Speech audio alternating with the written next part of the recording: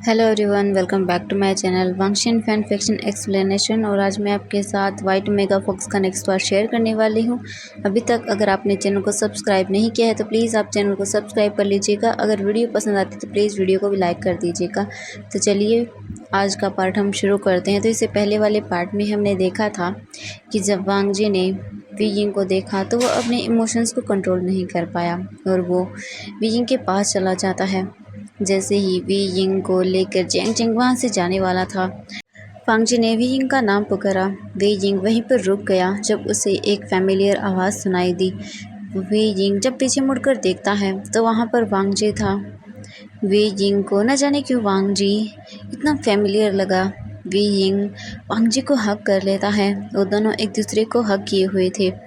इतने सालों बाद वी यिंग से मिलने की वजह से वांग जी के फेरोमोन्स अनकंट्रोल हो चुके थे, जिस वजह से उसके फेरोमोन्स ने वी यिंग को इतना ज़्यादा ट्रिगर किया कि वो बेहोश हो गया।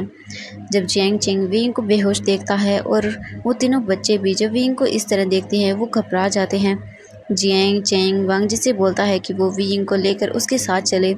वांग जी ने जैसा जियांग चेंग ने कहा वैसा ही किया। वो वी यिंग को अपनी गोद में कैरी करता है और वहाँ से ले जाने लगता है। जियांग चेंग वांग जी को लेकर अपने घर आ जाता है। जैसे ही जियांग चेंग जल्दी से वी यिंग को उसके रूम में ले जाने के लिए बोल देता है, वो बच्चों को भी एक सर्वेंट को बुलाता है और वहां से ले जाने के लिए बोल देता है। सर्वेंट भी उन तीनों बच्चों को वहां से ले जाती है। फांग जी वी यिंग को अच्छे से बेड पर लेटा देता है। इसके बाद जियांग चेंग ने एक सर्वेंट से कहा कि वो जाकर हीलर को बुलाकर लेकर आए और उसने दूसरे सर्वेंट से कहा कि वो जल्दी से जाकर कैंगसे सेरन और वी चांगसे को वी यिंग की इस कंडीशन के बारे में बता दे। दोनों ने ऐसा ही किया। कुछ मिनटों के बाद ही वहाँ पर वी चांगसे और कैंगसे सेरन आ चुके थे। जब वी चांगसे और Cangse Sanren madam Yu Jiang Fengmian Wei Ying को इस तरह देखते हैं तो वो बहुत ज़्यादा चिंता में आ जाते हैं। कैंगसे सेरन और मैडम यू दोनों ही वी यिंग के पास बेड पर चले जाते हैं। वांग जी ने जब ये देखा कि कैंगसे सेरन और मैडम यू वहाँ हैं तो वो वहाँ से खड़ा हो गया और जाकर डोर के पास खड़ा हो जाता है। वो सभी लोग वी यिंग के बारे में बहुत ज़्यादा घबरा रहे थे कि अचानक से वी यिंग को न जाने क्या हो गया। जियांग फेंगम्यान और वी चांग से दोनों की नज़रें जब वांग जी पर पड़ती हैं तो वो दोनों वांग जी को सम्मानपूर्वक उन्हें बो करते हैं और चुपचाप बाद में खड़े हो जाते हैं। जब हीलर ने उन्हें बताया कि वी यिंग अपने हीट में आने वाला है, ये सुनने के बाद कैंगसे सेरन उस हीलर की ओर देखते हैं और बोलते हैं, ये आप कैसे बोल सकते हैं, ऐसा नहीं हो सकता। वी यिंग अपनी हीट में इतना जल्दी कैसे आ सकता है दोबारा? अभी कुछ दिन पहले ही वी यिंग की हीट गुजरी है। लेकिन वो हीलर उनकी ओर देखता है और बोलता है, महारानी मुझे माफ़ कीजिएगा लेकिन ये बिल्कुल सच है। राजकुमार भी अपनी हीट में आने वाले हैं। ये इसलिए हुआ है क्योंकि इनके अल्फ़ा के फेरोमोन्स ने इन्हें बहुत बुरी तरह से हिट किया है, जिस वजह से इनके फेरोमोन्स ने इन्हें इफ़ेक्ट करने के कारण ये अपनी हीट में दोबारा आने वाले हैं। ये सुनने के बाद कैंगसे सेरन बहुत गुस्से में आ जाते हैं। तभी उनकी नज़रें वांग जी पर पड़ती हैं। वो अपनी जगह से खड़ी हो जाती हैं और चिल्लाते हुए वांग जी की ओर देखती हैं और बोलती हैं, तुम्हारी हिम्मत कैसे हुई यहाँ आने की? इससे पहले कि वांग जी कुछ बोल पाता, कैंगसे सेरन गुस्से में वहाँ खड़े हुए दो गार्ड्स की ओर देखती है और बोलती है, इसे अभी के अभी यहाँ से बाहर निकालो। वांग जी जब ये सुनता है तो वो जल्दी से कैंगसे सेरन के पास जाता है और बोलता है, महारानी प्लीज़ एक बार मेरी बात सुन लीजिए प्लीज़। मैं जानता हूँ कि मैंने बहुत सारी गलतियाँ की हैं, प्लीज़ मुझे माफ़ कर दीजिए, लेकिन मैं विंग से बात करना चाहता हूँ, प्लीज़ एक बार बस मुझे विंग से बात करने दीजिए। लेकिन कैंगसे सेरन चिल्लाते हुए बोलते हैं, मैंने कहा इसे यहाँ से लेकर जाओ। इससे पहले कि वो गार्ड वांग जी के पास आ पाते, वी चांग से एक गहरी सांस लेते हैं और उन गार्ड्स को आगे न बढ़ने का इशारा करते हैं। वो गार्ड वहीं पर रुक जाते हैं। जब कैंगसे सेरन ये देखते हैं तब वो गुस्से में वी चांगसे की ओर देखती हैं और बोलती हैं, आप जानते हैं आप क्या कर रहे हैं? इससे पहले कि कैंगसे सेरन कुछ और बोल पाती, वी चांगसे उनकी ओर देखते हैं और बोलते हैं, कैंगसे शांत हो जाओ, इस बारे में हम बाद में बात करेंगे, पहले हमें वी यिंग को संभालना होगा। लेकिन कैंगसे सेरन उनकी ओर देखती हैं और बोलते हैं, लेकिन तभी वी चांगसे उन्हें बीच में ही काट देते हैं और बोलते हैं, महारानी मैंने कहा हम इस बारे में बाद में बात करेंगे। इसके बाद वो हीलर के पास जाते हैं और बोलते हैं, ठीक है हमें आगे क्या करना चाहिए? वी यिंग कब तक होश में आ जाएगा? वो हीलर उनकी ओर देखता है और बोलता है, महाराज राजकुमार भी कुछ ही देर में होश में आ जाएंगे, आप चिंता मत कीजिए। जब वो होश में आए तो आप उन्हें ये दवाइयाँ दे दीजिएगा, ये उनकी हीट को कंट्रोल करने में उनकी मदद करेंगी। इसके बाद वो हीलर उन्हें वो करता है और वहाँ से चला जाता है। वांग जी बस विंग को देखे जा रहा था। उसे विंग से बात करनी थी, बहुत सारी चीज़ें थी जो उसे पूछनी थी। लेकिन कैंग सेसेरन वांग जी के पास आती हैं और बोलती हैं, तुम यहाँ से चले जाओ, तुम्हारी वजह से ही मेरी बेटी की ये हालत है। तभी मैडम यू जो वहीं पर खड़ी हुई थी, उनकी नज़रें विंग पर जाती हैं। विंग धीरे धीरे अपने आइज़ को ओपन कर रहा था। वो जल्दी से बोलती हैं, विंग बेटा तुम ठीक तो हो ना। वो जल्दी से विंग के पास बेड पर बैठ जाती हैं। तभी कैंग सेसेरन भी अपना फेस टर्न करती हैं और वो विंग की ओर देखती हैं। वो भी जल्दी से विंग के पास जाती हैं। विंग धीरे धीरे अपनी आइज़ को ओपन कर रहा था। मैडम यू और कैंग सेसेरन दोनों ही उसके पास बैठी हुई थी। विंग धीरे धीरे अपनी आइज़ को ओपन करता है और वो अपने सामने अपनी दोनों मदर्स को देखता है। विंग के फेस पर एक स्माइल आ जाती है। विंग को वो अच्छे से बेड पर बैठा देती हैं। इसके बाद कैंग सेसेरन विंग की ओर देखती हैं और बोलती हैं, बेटा क्या तुम ठीक तो हो ना। विंग अपने सिर को हाँ में हिलाता है और बोलता है, हाँ मदर मैं बिल्कुल ठीक हूँ। ये बोलने के बाद विंग अपने आइज़ को डोर की ओर करता है। जैसे ही विंग की नज़रें वांग जी पर पड़ती हैं, वो वांग जी को देखने लगता है। विंग जब वांग जी को देख रहा था तो न जाने क्यों विंग के हार्ट में एक वार्मथ उसे फील हुई। उसे ऐसा लगा जैसे वो इतने सालों से जो ढूंढ रहा था वो उसे मिल गया हो। एक चेहरा जो उसकी आंखों में था लेकिन उसे नज़र नहीं आता था। हर वक्त वो उसे याद करने में गुमसुम रहता था। आज जैसे वो चेहरा उसे मिल गया हो। विंग की आंखों से अपने आप ही वांग जी को देखते हुए आंसू गिरने लगते हैं। वांग जी विंग को ऐसे देखकर अपने आप को कंट्रोल नहीं कर पाता और वो धीरे धीरे विंग के पास चला जाता है। वांग जी विंग के पास आकर खड़ा हो जाता है। इससे पहले कि कैंग सेसेरन वांग जी से कुछ बोल पाती, वांग जी एक लो वॉइस में धीरे से विंग का एक लो वॉइस में नाम लेता है और बोलता है, तुम ठीक तो हो ना। जैसे ही विंग ये सुनता है उसका हार्ट वार्म से भर जाता है। उसकी आंखों से लगातार आंसू गिरते ही जा रहे थे। विंग को अपने हार्ट में एक पेन सा फील हुआ और एक रिलीफ भी मिला। विंग अपने सिर को हाँ में हिला देता है। वो इस पर्सन को नहीं जानता लेकिन ऐसा क्यों लगता है जैसे वो इसे जानता हो। जो चीज़ वो तलाश करने की कोशिश कर रहा था वो उसे मिल गई हो। वी चांग से उन दोनों को देखे जा रहे थे। वी चांग से उन दोनों को देखकर ये समझ चुके थे कि कुछ भी हो ये दोनों एक दूसरे के लिए ही बने हैं और अब उन्हें वांग जी को माफ़ करना होगा। वांग जी ने ऑलरेडी ही इतने साल विंग से दूर रहकर अपनी पनिशमेंट को पूरा कर लिया है। किसी भी अल्फ़ा के लिए अपने ओमेगा से इतने सालों तक दूर रहना टॉर्चर से कम नहीं होता, क्योंकि वो जानती हैं जब एक अल्फ़ा अपनी रट में होता है तब उसे कितना पेन होता है जब उसका ओमेगा उसके पास नहीं होता। वो जानते थे इस चीज़ को कि वो कितनी पेन से गुजरा होगा हर बार जब उसकी रट आई होगी। और यही हाल विंग का भी था। वो अपने मन में एक गहरी सी सांस लेते हैं और फिर वो विंग के पास जाते हैं और बोलते हैं, विंग बेटा मैं जानता हूँ इस वक्त तुम्हारे मन में बहुत सारे सवाल हैं। बहुत जल्द तुम्हें तुम्हारे हर सवालों के जवाब मिलेंगे। इस वक्त मैं सिर्फ तुमसे इतना ही कहना चाहता हूँ कि जो तुम तलाश करने की कोशिश कर रहे थे वो तुम्हारे सामने है बेटा। विंग जब ये सुनता है तब वो अपने फादर की ओर देखता है और बोलता है, फादर क्या सच में। वी चांग से एक गहरी सांस लेते हैं और बोलते हैं, हाँ विंग तुमने सही सुना। जो तुम तलाश करने की कोशिश कर रहे हो वो तुम्हारे सामने है। तुम्हारे मन में बहुत सारे सवाल हैं, उन सवालों के जवाब तुम्हें जल्द ही मिलेंगे। जब कैंग सेसेरन ये सुनती है तो वो जल्दी से वहाँ से खड़ी होती हैं और बोलती हैं, ये आप क्या बोल रहे हैं। वी चांग से कैंग सेसेरन की ओर देखते हैं और बोलते हैं, महारानी मुझे आपसे कुछ बात करनी है, आप मेरे साथ आइए। ये बोलकर वो कैंग सेसेरन का हाथ पकड़ते हैं और उन्हें हॉल से ले जाते हैं।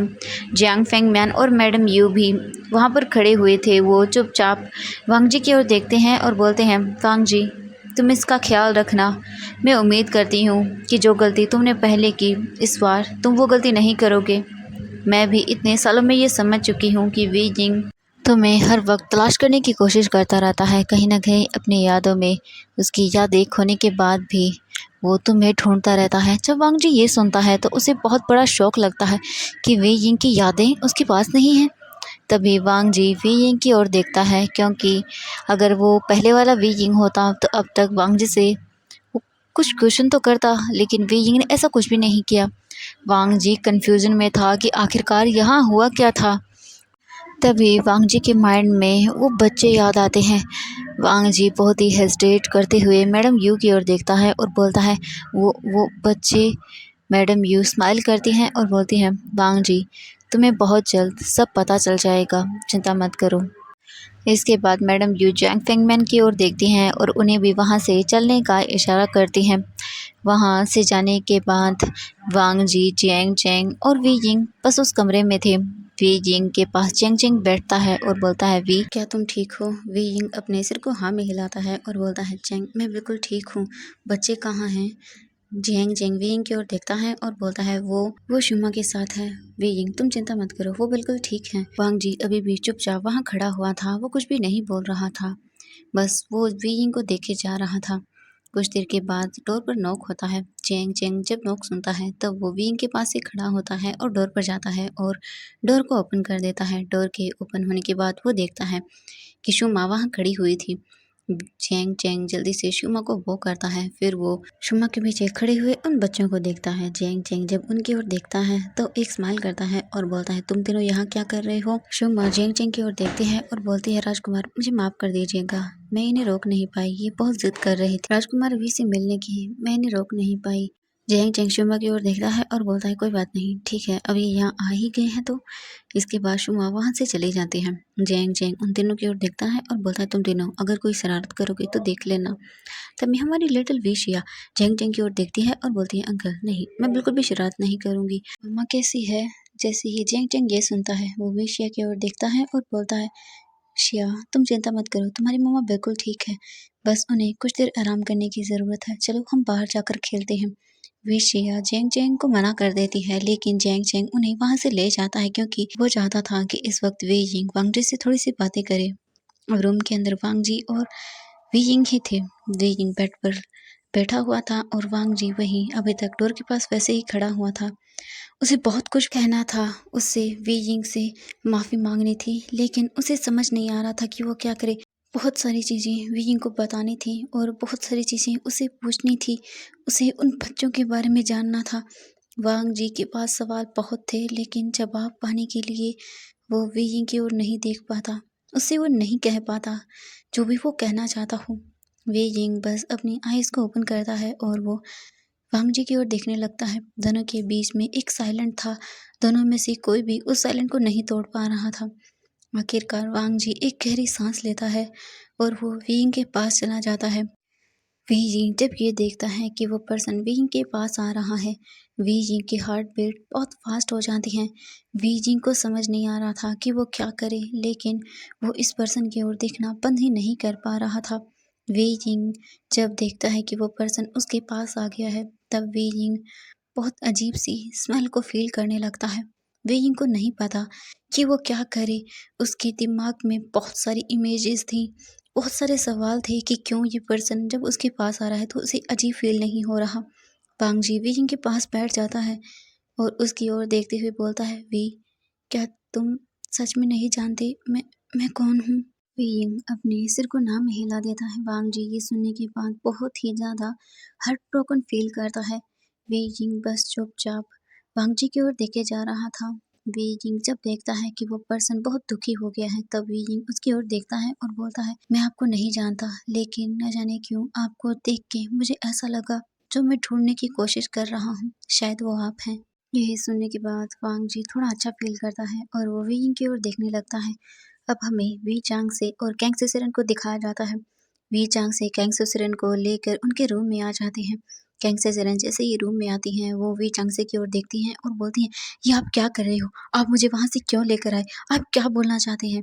वी चांग से कैंग सेसेरन की ओर देखते हैं और बोलते हैं, कैंग से मैंने आज तक तुमसे किसी भी चीज़ के लिए मना नहीं किया, लेकिन आज पहली बार मैं तुमसे बोल रहा हूँ, प्लीज़ ये सब बंद कर दो, उसे उसकी यादें वापस दे दो। वी यिंग को मैं हर्ट होते हुए नहीं देख सकता। जब कैंग सेसरन ये सुनती हैं, तब वो गुस्से में वी चांग से की ओर देखती हैं और बोलती हैं, ये आप क्या बोल रहे हैं? आप जानते भी हैं आप क्या करने के लिए बोल रहे हैं? आप कैसे भूल सकते हैं कि उसने हमारे वी यिंग के साथ क्या किया था? उसने हमारे बेटे को कितना टॉर्चर किया है। कैंग सेसरन ये सब वी चांग से की ओर देखते हुए गुस्से में बोल रही थी।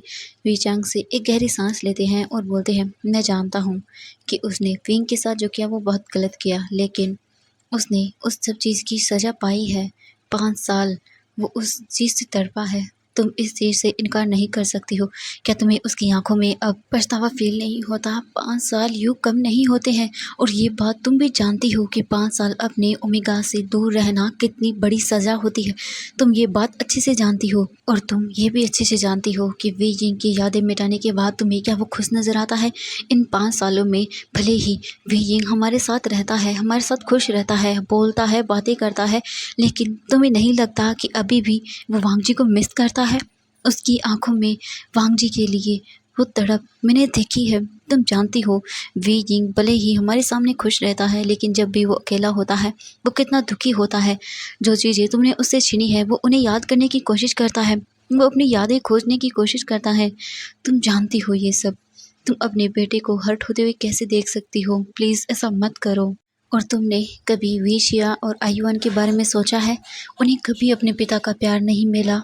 तुम्हें नहीं लगता उन्हें भी अपने माता और पिता दोनों का प्यार मिलना चाहिए?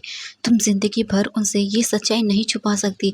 भले ही 5 साल तक वेशिया और आयुआन ने कभी भी अपने पिता के बारे में नहीं पूछा, लेकिन जब वो बड़े होंगे, जब वो कबीले के अंदर जाएंगे, लोगों से मिलेंगे, बच्चों से मिलेंगे, तब उन्हें भी एहसास होगा कि सिर्फ माँ ही नहीं होती, पिता भी होता है। कैंग प्लीज़ मान जाओ, ऐसा मत करो। एक बार बस अपने बेटे की खुशी के लिए सोचो, उन बच्चों के लिए सोचो। प्लीज़ कैंग मान जाओ।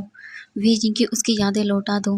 अब पहले जैसा वांगजी नहीं है, मैंने उसकी आँखों में गिल्ट देखा है। प्लीज़ माफ़ कर दो उसे। उसे इतनी भी बड़ी सज़ा मत दो कि उसे हमेशा के लिए अपने ओमेगा से दूर होना पड़े। प्लीज़ कैंग मान जाओ। प्लीज़ मैंने तुमसे कभी कुछ नहीं मांगा, लेकिन आज मैं तुमसे प्लीज़ मेरे बेटे की खुशियाँ मांगता हूँ, प्लीज़ उसे लौटा दो।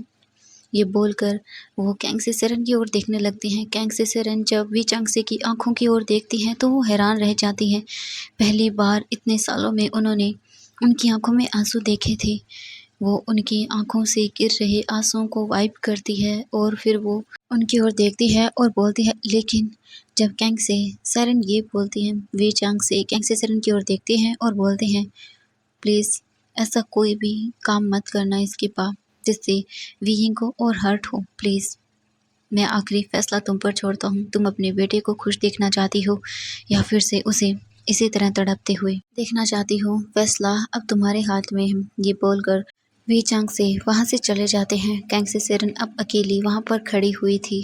वो वही सब चीज़ें सोच रही थी जो इतने सालों में हुई।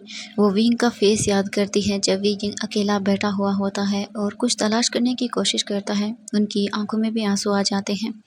तो फ्रेंड्स आज के लिए बस इतना ही, मिलते हैं नेक्स्ट पार्ट में। अब इस एफएफ के ओनली 2 पार्ट्स हैं, इसके बाद ये एफएफ पूरी तरह से कंप्लीट हो जाएगा। फिर मैं आपके साथ एक न्यू एफएफ शेयर करूंगी। तो बाय बाय एवरीवन, मिलते हैं नेक्स्ट पार्ट।